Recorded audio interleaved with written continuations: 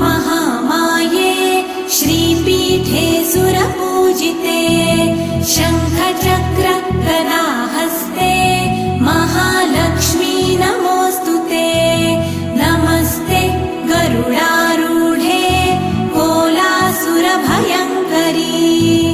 सर्वपाप हरे देवी महालक्ष्मी नमोऽस्तुते महादेव्यै च विद्महे विष्णुपत्न्यै च धीमहि तन्नो लक्ष्मी प्रचोदयात्।